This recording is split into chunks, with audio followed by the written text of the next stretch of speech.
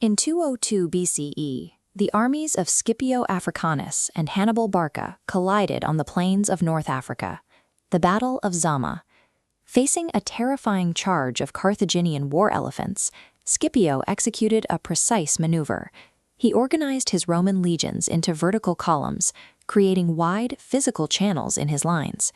The elephants, driven forward by momentum, passed straight through these empty lanes harmlessly. Military history often pauses right here. This specific battlefield geometry is traditionally taught as the definitive reason Rome defeated Carthage.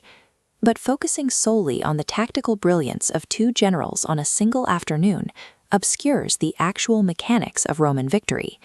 Scipio's success at Zama was the final output of a massive two-decade state overhaul. This diagram of the Roman war machine reveals what lies beneath the spears and shields. We see the exact systems required to field Scipio's army: uninterrupted supply lines, state-funded mints producing standardized currency, and adaptive legislation drafted by the Senate. Rome survived the Second Punic War through a total macroeconomic, sociopolitical, and bureaucratic overhaul. To understand the collapse of Carthage, we have to look past the troop movements and reverse engineer the Roman state itself. 20 years before Zama, Rome was facing annihilation. Hannibal Barca invaded Italy and systematically obliterated Roman forces at Trebia, Lake Trasimene, and Cannae.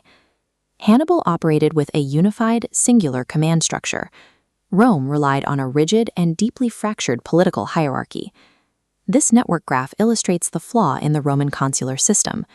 While Hannibal acted as a single decision-maker, Rome entrusted its armies to dual consuls. Their command reset every 365 days, and in the field they alternated control of the army, swapping daily. This split command physically manifested as disjointed strategy and fatal internal rivalries. At Cannae, one consul's impetuous desire for glory drove the army into a trap, resulting in the slaughter of up to 75,000 Romans in a single afternoon. This paralysis was ideological. Roman decision-making was anchored in the mos maiorum, the customs of the ancestors.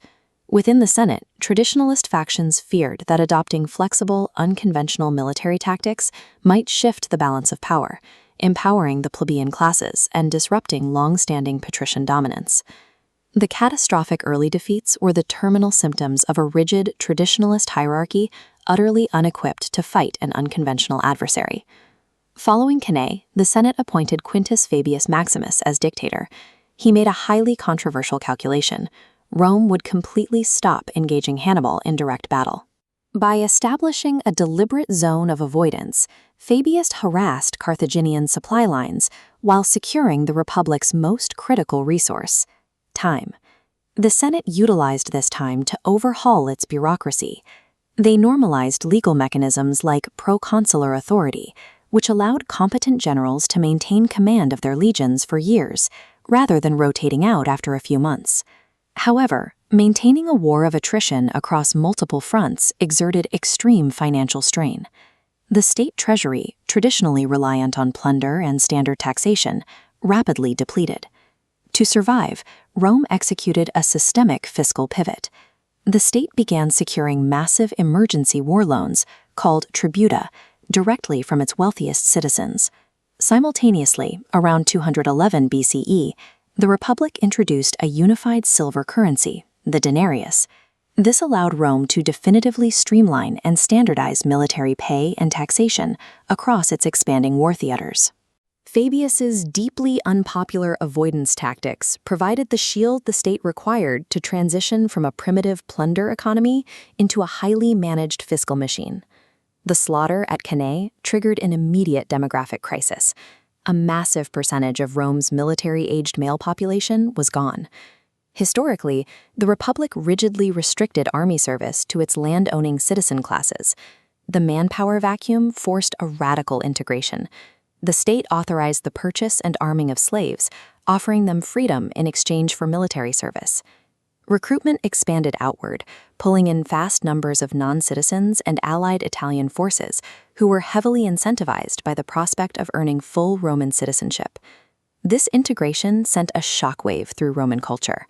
Strict sumptuary laws were passed to restrict elite luxury consumption at home, while prolonged exposure to Hellenistic territories abroad permanently eroded early Roman agrarian isolationism.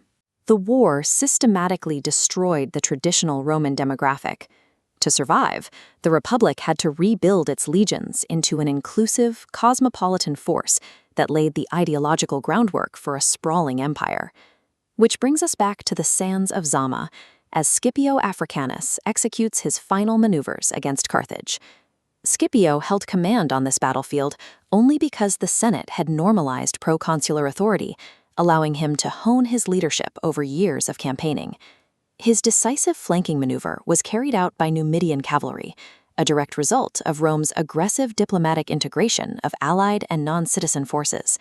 And the disciplined Roman infantry holding the center were supplied by the tributal loans of the elite and paid in freshly minted silver denarii.